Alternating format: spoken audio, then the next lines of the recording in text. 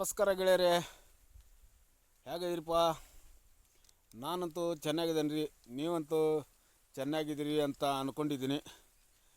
ಬನ್ನಿ ಗೆಳೆಯರೇ, ಕೃಷಿ ಸಂಪದ ಚಾನಲ್ನಿಂದ ಮತ್ತೊಂದು ವಿಡಿಯೋಕ್ಕೆ ಎಲ್ಲರಿಗೂ ಸ್ವಾಗತ. ನನ್ನ ಕೃಷಿ ಮಿತ್ರರಿಗೆ ಸ್ವಾಗತ ಹೇಳುತ್ತಾ ಈ ವಿಡಿಯೋದನ್ನು ಸಮಾಚಾರಕ್ಕೆ ಬರೋಣ. ಬನ್ನಿ ಗೆಳೆಯರೇ, ಇವತ್ತಿನ ವಿಡಿಯೋದ ಸಮಾಚಾರ ಏನಪ್ಪ ಅಂತಂದರೆ, ಮುಂಗಾರಿ ಮಳೆ ಬರುವಂಥ ಟೈಮ್ ಆಯಿತು. ಇನ್ನೇನು ಬರೋದಂತೂ ಲೇಟ್ ಇಲ್ಲ. ಅದಕ್ಕಾಗಿ ಮುಂಗಾರಿ ಮಳೆ ಆಗೋಕ್ಕಿಂತ ಮೊದಲು ನಾವು ಅಡಿಕೆ ತೋಟ ಯಾರೆಲ್ಲ ಈಗ ಅಡಿಕೆ ತೋಟ ಮಾಡ್ತಾಯಿದ್ದೀರಿ ಅವರೆಲ್ಲ ಈ ವಿಡಿಯೋನ ಸಂಪೂರ್ಣ ನೋಡಿ ಆದಷ್ಟು ನಿಮ್ಮ ಎಲ್ಲ ಫ್ರೆಂಡ್ಸಿಗೂ ಶೇರ್ ಮಾಡುವಂಥ ಪ್ರಯತ್ನ ಮಾಡಿ ಗೆಳೆಯರೆ. ಬನ್ನಿ ಗೆಳೆಯರೆ, ಇವತ್ತು ವಿಡಿಯೋದ ವಿಶೇಷತೆ ಏನಪ್ಪ ಅಂತಂದರೆ, ಮುಂಗಾರಿ ಮಳೆ ಬರೋಕ್ಕಿಂತ ಮೊದಲು ನಾವು ಅಡಿಕೆ ತೋಟಕ್ಕೆ ಯಾವ ರೀತಿ ಕ್ಲೀನ್ ಮಾಡಿ ಇಟ್ಕೊಂಡಿರಬೇಕು, ಹಾಗೆ ನನ್ನ ತೋಟದಲ್ಲಿ ನಾನು ಯಾವ ರೀತಿ ಕ್ಲೀನಿಂಗ್ ಮಾಡ್ಕೊಂಡಿದ್ದೀನಿ ಅನ್ನೋದ್ರ ಬಗ್ಗೆ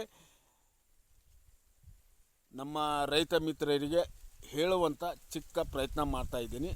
ಯಾರೆಲ್ಲ ನನ್ನ ಚಾನಲ್ನ ಸಬ್ಸ್ಕ್ರೈಬ್ ಮಾಡದೆ ನೋಡ್ತಾ ಇದ್ದೀರಿ ಅವರೆಲ್ಲ ನನ್ನ ಚಾನಲ್ನ ಸಬ್ಸ್ಕ್ರೈಬ್ ಮಾಡ್ಕೊಳ್ರಿ. ಹಾಗೆ ವಿಡಿಯೋಕ್ಕೊಂದು ಲೈಕ್ ಕೊಡೋದನ್ನು ಮರಿಬೇಡಿ. ಹಾಗೆ ವಿಡಿಯೋನ ನಿಮ್ಮ ಫ್ರೆಂಡ್ಸ್ಗಳಿಗೆ, ಯಾರೆಲ್ಲ ತೋಟಗಾರಿಕೆ ಅಡಿಕೆ ಬೆಳೆ ಬೆಳೀತಾ ಇದ್ದಾರೆ ಅವರೆಲ್ಲ ಶೇರ್ ಮಾಡಿರಿ, ಹೆಚ್ಚು ಲೈಕ್ ಮಾಡಿ. ಬನ್ನಿ ಗೆಳೆಯರೆ, ನಮ್ಮ ಅಡಿಕೆ ತೋಟನ ನೋಡ್ಕೊಂಬರೋಣ. ಗೆಳೆಯರೆ, ಮೊದಲೇ ಹೇಳಿದಾಗೆ ನಾವು ಮುಂಗಾರು ಮಳೆ ಆಗೋಕ್ಕಿಂತ ಮೊದಲೇ ನಾವು ಅಡಿಕೆ ತೋಟನ ಯಾವ ರೀತಿ ಕ್ಲೀನ್ ಮಾಡಿ ಇಟ್ಕೋಬೇಕು, ಸ್ವಚ್ಛ ಮಾಡಿ ಇಟ್ಕೋಬೇಕು ಅನ್ನೋದ್ರ ಬಗ್ಗೆ ನಿಮ್ಗೆ ಮೊದಲೇ ಹೇಳಿದ್ದೆ. ನೋಡಿ ಗೆಳೆಯರೆ, ಈಗ ರಿಯಾಲಿಟಿಯಾಗಿ ನಾನು ಹೊಲದಲ್ಲಿ ಯಾವ ರೀತಿ ಅಡಿಕೆ ತೋಟದಲ್ಲಿ ಟ್ಯಾಕ್ಟರ್ನಿಂದ ನಾವು ಕಲ್ಟಿವೇಟರ್ ಹೊಡಿಸಿರ್ತೇವೆ. ಮೊದಲು ನೋಡ್ತಾ ಇದ್ದಾರಲ್ಲ, ಕಲ್ಟಿವೇಟರ್ ಹೊಡಿಸಿದ ಆದಮೇಲೆ ಅದಕ್ಕೂ ಮೊದಲು ನಮ್ಮ ಅಡಿಕೆ ತೋಟದಲ್ಲೇ ನಾವು 9x9 ಅಡಿಕೆ ಸಸಿ ನಾಟಿ ಮಾಡಿದ್ದೀವಿ. ನೋಡ್ತಾ ಇದ್ದೀರಲ್ಲ, ಈ ರೀತಿ ಮಾಡ್ಕೊಂಡಾದ್ಮೇಲೆ ನಮ್ಗೆ ಯಾಕೆ ಅನುಕೂಲ ಆಗ್ತದಪ್ಪ ಅಂದರೆ, ಎರಡೂ ಕಡೆಯೂ ನಾವು ಟ್ಯಾಕ್ಟರ್ಲಿಂದ ಉಳುಮೆ ಮಾಡ್ಬೋದು ಅಡಿಕೆ ತೋಟದಲ್ಲಿ. ಅದಕ್ಕಾಗಿ ನಾವು ಎರಡೂ ಸೈಡು ಉಳುಮೆ ಮಾಡಿ ರೋಟೋವೇರ್ ಹೊಡಿಸಿದ್ದೀವಿ. ಕಾಣ್ತಾ ಇದೆಯಲ್ಲ, ಈ ರೀತಿ ಹೊಡೆಸ್ಕೊಂಡ್ರೆ ನೆಲ ಭೂಮಿಲಿಂದ ಹಗರಾಗುತ್ತೆ. ಮುಂಗಾರಿ ಮಳೆ ಆದರೆ ಭೂಮಿ ತಂಪು ಹಿಡಿತೈತಿ. ತಂಪು ಹಿಡಿದ್ರೆ ನೆಲ ಸಡಿಲ್ಗೊಂಡ್ರೆ ಅಡಿಕೆ ಗಿಡಗಳಿಗೆ ಬೇರು ಬಿಡೋಕೆ ಅನುಕೂಲ ಆಗ್ತೈತೆ ಅಂಥೇಳಿ ನಾನು ಈ ರೀತಿ ಮಾಡ್ಕೊಂಡಿದ್ದೀನಿ. ಹಾಗೆ ಗೆಳೆಯರೆ, ಮತ್ತು ಏನಪ್ಪ ಅಂತಂದರೆ, ನಾವು ಈ ಮುಂಗಾರಿ ಮಳೆ ಆಗೋಕ್ಕಿಂತ ಮೊದಲೇ ಏನು ಮಾಡ್ಕೊಂಡ್ಬಿಡ್ತೇವೆ ನಾವು, ಈ ಏಪ್ರಿಲ್ ಅಥವಾ ಮೇ ತಿಂಗಳದಾಗ ನಾವು ಅಡಿಕೆ ಸಸಿಗಳಿಗೆ ತಿಪ್ಪೆ ಗೊಬ್ಬರ ಮಿಶ್ರಣ ಮತ್ತು ಕೋಳಿ ಗೊಬ್ಬರ ಎರಡೂ ಮಿಶ್ರಣ ಮಾಡಿ ಹಾಕ್ತೀವಿ. ಹೆಂಗೆ ಹಾಕ್ತೇವಪ್ಪ ಅಂದ್ರೆ, ಒಂದು ಬುಟ್ಟಿ ಒಳಗೆ 2 ಗಿಡಕ್ಕೆ ಹಾಕ್ತೇವೆ ರೀ ನಾವು. ಇಲ್ಲಿ ನೋಡ್ತಾ ಇದ್ರಲ್ಲ, ಈ ರೀತಿ ಮೊದಲೇ ಈ ರೀತಿ ಹಾಕ್ಕೊಂಡು ಇಟ್ಕೊಂಡ್ಬಿಟ್ರೆ ಏನಾಗ್ತದೆ ರೀ, ಮಾನ್ಸೂನು ಮಳೆ ಶುರುವಾದಾಗ ಅದು ನಾವು ತಿಪ್ಪೆ ಗೊಬ್ಬರ ಹಾಕಿದ್ದು ಅಡಿಕೆ ಸಸಿಗಳಿಗೆ ಅದು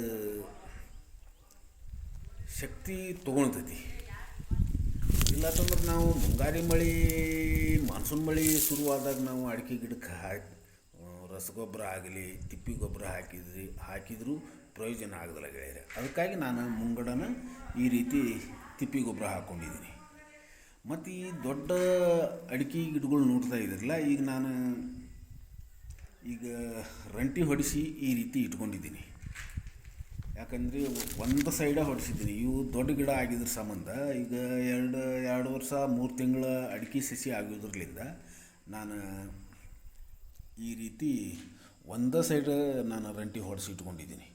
ಈಚೆ ಕಡೆ ಮೊದಲನೇ ಸಲ ನೋಡಿದ್ರಲ್ಲ, ಮೊದಲನೇ ತೋಟ ನೋಡಿದ್ರಲ್ಲ, ಅದು ಈಗ ನಾವು ಅಡಿಕೆ ಸಸಿ ಮಾಡಿ ನಾಟಿ ಮಾಡಿ ಈಗ 9 ತಿಂಗಳದ ಸಸಿಗಳದಾವೆ.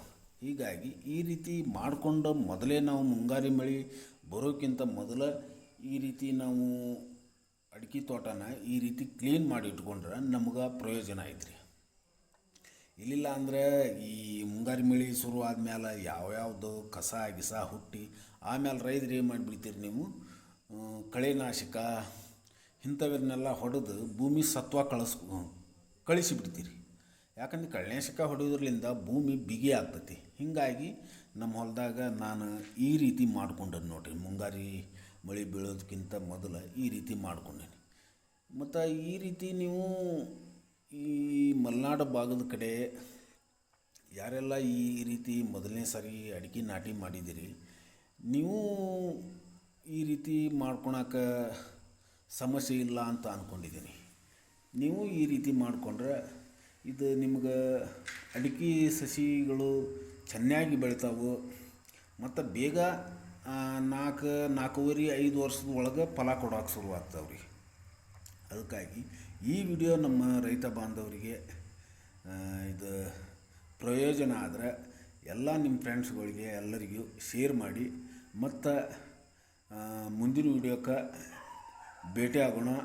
ಮತ್ತು ಹಾಗೆ ನನ್ನ ಚಾನಲ್ನ ಸಬ್ಸ್ಕ್ರೈಬ್ ಮಾಡಿಕೊಂಡ್ರೆ ನಿಮಗೆ ನನ್ನ